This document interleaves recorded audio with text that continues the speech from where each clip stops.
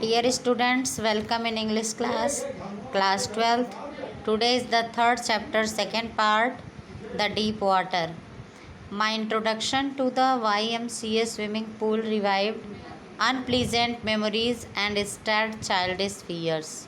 Means narrator here want to expresses about that river YMCA and that swimming pool what happened on that day. That is very unpleasant memories in his life and stirred childish fears. Means बचपन का जो डर है वो पूरी ज़िंदगी उसके life में बना हुआ था. Okay, that was childish fear but in a little while I gathered confidence. Means narrator have recollect his confidence and courage for face that. I paddled with my new water wings, watching the other boys and trying to learn by aping them.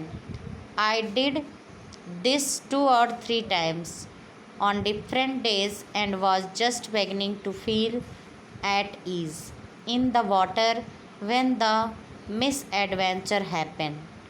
Means narrator have done these activity 2 or 3 times different days and was just beginning to feel at ease in the water. Means उसके बाद जाकर के पानी में जाने से थोड़ा डर कम हुआ 2-3 बार करने के बाद.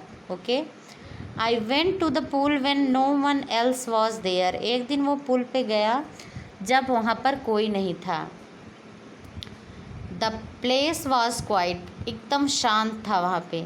The water was still and the tiled bottom was as white clean as bath tub. Means narrator expresses the cleaningness of that water.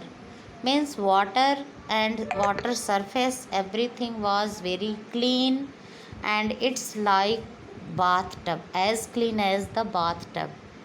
I was timid about going in alone. अकेले डर रहा था जाने में, डरपोक सा फील कर रहा था. So I sat on the side of the pool to wait for others. इसलिए वहीं पर बैठ के दूसरे का इंतज़ार किया. I had not been there long when I came a big bracer of a boy probably 18 years old. He had thick hair on his chest. एक लड़का आया वहाँ पे, 18 ईयर ओल्ड था वो, 18 साल का. उसके चेस्ट पे भी बाल थे, मीन्स यंग था वो. He was beautiful physical specimen, बहुत ही सुंदर था वो. विथ लेग्स एंड आर्म्स, एकदम बहुत ही अच्छी कंडीशन में था उसका सब कुछ. And then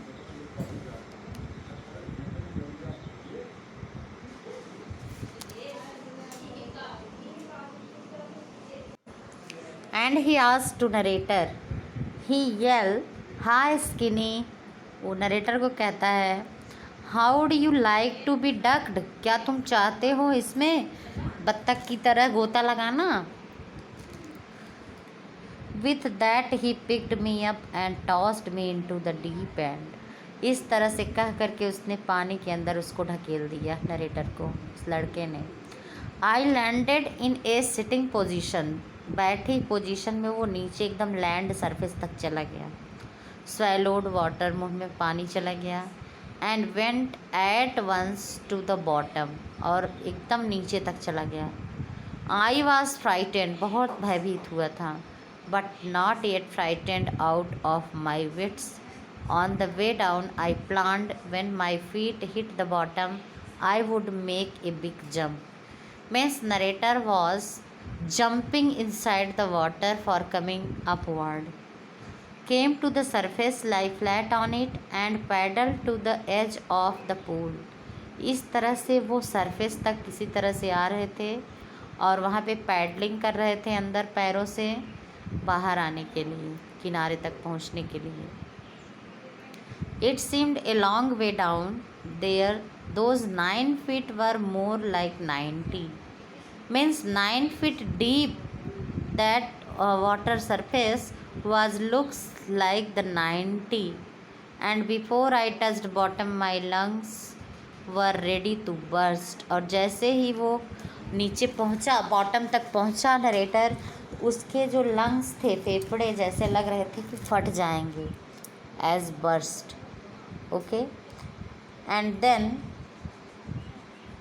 but when my feet hit bottom, I summoned all my strength and made what I thought was a great spring upwards.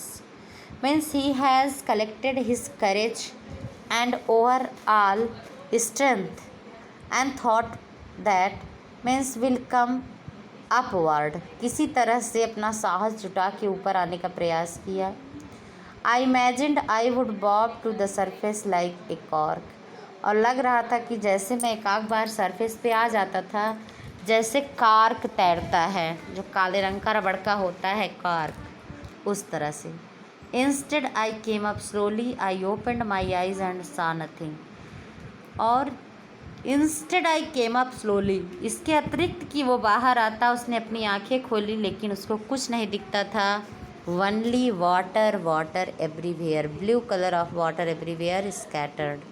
Okay students, that's it for today, and read this chapter line to line, write difficult words meaning, and it is the own experience of the narrator whatever discussed in this chapter, and he have discussed a frightening condition when he was inside the water, and how he become over of the water and conquer his fear.